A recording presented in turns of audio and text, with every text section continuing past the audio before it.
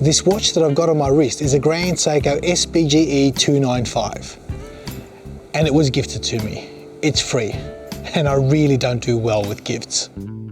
This is not just a box of chocolates or something small. This is an expensive watch, and it took me at least a whole night to get over it, to say, look, should I take it out of the box? Should I size the bracelet?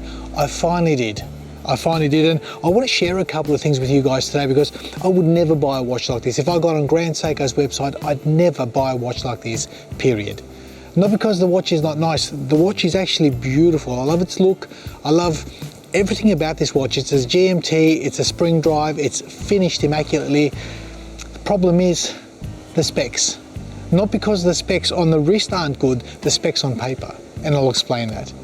And look, this is probably the first time you guys have seen me behind the camera. I don't like doing me behind the camera, because as a professional photographer, I like to make products look good. I like to make, whether it's a car, whether it's a person, whether it's a watch, I like to create on that side of the camera. And being on this side of the camera, for me, it's not about me. It really isn't, guys. So, and I usually tend to go on and on. When I was a kid, I used to be in front of a camera, and I was really happy, and I was talking a lot, and I just didn't know when to stop. And I kept on saying to my mum and dad, you know, stop me if if I go on and on, if I ramble too much.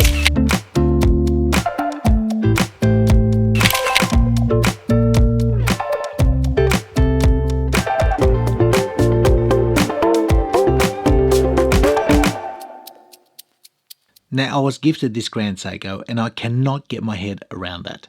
I don't do well when people gift me things, especially expensive gifts like this. I love giving stuff to people, but when it comes to receiving, I always feel awkward and very burdened.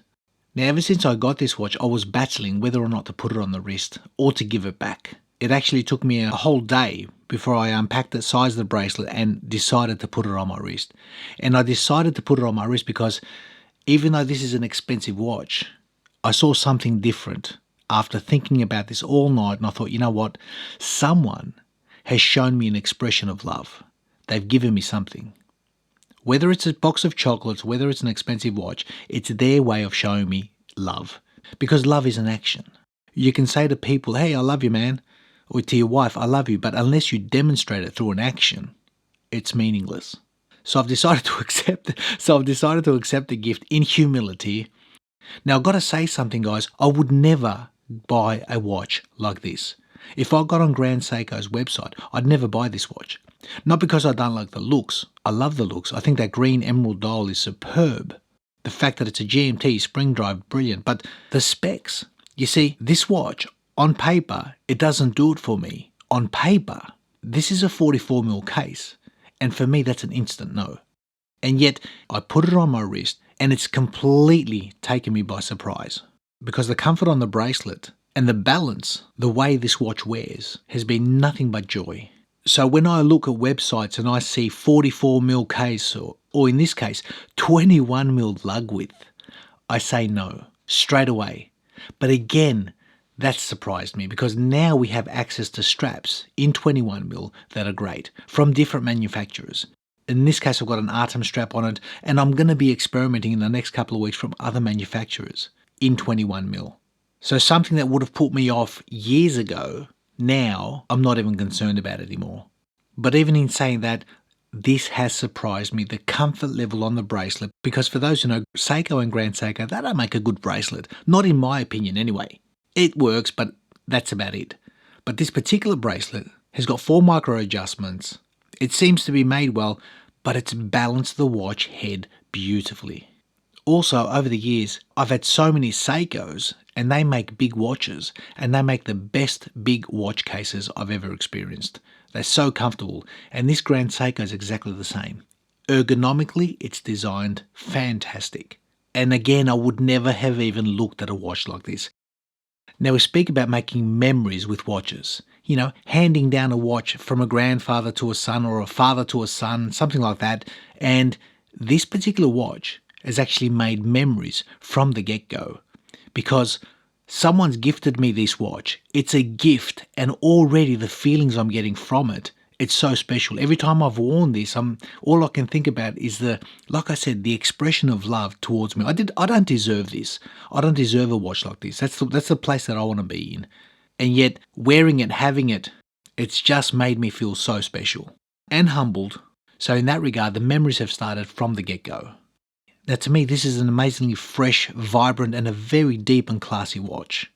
And as a watch on paper that would never catch my attention because of its specs, I stand corrected. It's actually been a watch that's given me a lot of pleasure. Now this isn't a review of the watch, it's just an introduction to tell you guys I got gifted a watch. I'm totally gobsmacked, I'm totally humbled. I like giving watches away, it makes me happy, but I don't like receiving watches. It really puts me in the spot. So I wanted to share this with you guys. I really hope that the short videography that I've done on this piece so far demonstrates the beauty of this thing. It's one of those pieces, I've had about 5 or 6 watches on the channel which are so beautiful in the hand, and yet I just feel that the manufacturer's website or even some of my videography has not done the watch justice. And this is one of those pieces. It is alive. Beautiful, loud, toolish, functional, very strong, very well built, and amazingly finished. It's the best way I can sum this thing up. So this watch has got a lot of depth and dimension in it. It's going into the watch box. Another watch has come out because I can't have more than 8, so I've gotten rid of a watch to put this in there. The watch that I actually took out was the Omega Chronostop, the 1967, but it's now on my cousin's wrist. I think he'll get more joy out of it. He was born in 67 as well, and the difference is, even though it's a beautiful watch, I didn't get much wear time out of it because vintage is delicate for me, and if I'm not going to wear it, what's it doing in the watch box? So my cousin John is now enjoying that watch.